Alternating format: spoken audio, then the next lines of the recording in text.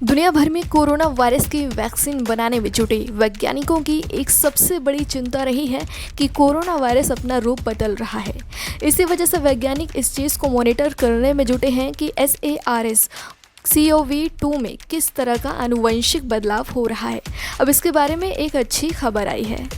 एक रिपोर्ट के मुताबिक वैज्ञानिकों का कहना है कि कोरोना वायरस में बदलाव तो हो रहा है, लेकिन अब तक जो जानकारी मिली है उसके आधार पर कहा जा सकता है कि ये बदलाव इतना अधिक नहीं है कि वैक्सीन बेकार हो जाए। स्विट्ज़रलैंड के बसेल यूनिवर्सिटी में महामारी मामलों की जानकार एम्मा हॉडक्राफ्ट कहती हैं कि कोरोना वायरस में जो भी म्यूटेशन हो रहा है या जिस स्पीड से हो रहा है, इसमें घबराने जैसी कोई बात नहीं है। Johns Hopkins Applied Physics Lab के सीनियर साइंटिस्ट पीटर थिलेन कहते हैं, आज की तारीख तक बहुत कम म्यूटेशंस मिले हैं। अब तक हमने जो देखा है संभवतः उसका वायरस के काम करने के तरीके पर कोई असर नहीं होता। थिलेन ने कहा कि आज कोरोना वायरस के 47,000 जेनोमेस इंटरनेशनल डेटाबेस में स्टोर किए गए हैं। जेनोमेस की स्टडी से ये पता चलता है कि वायरस किस प्रकार का बदलाव हो रहा है।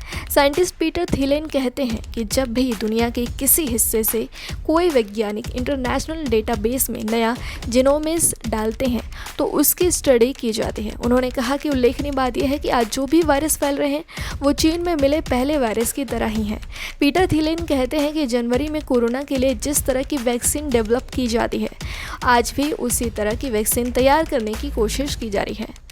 एम्मा हॉडक्राफ्ट कहती हैं कि फ़िलहाल हमें कोई वैक्सीन मिल सकती है, लेकिन बड़ा सवाल ये है कि क्या वैक्सीन एक बार देना होगा या फिर हर कुछ साल के बाद वैक्सीन को अपडेट करने की ज़रूरत होगी।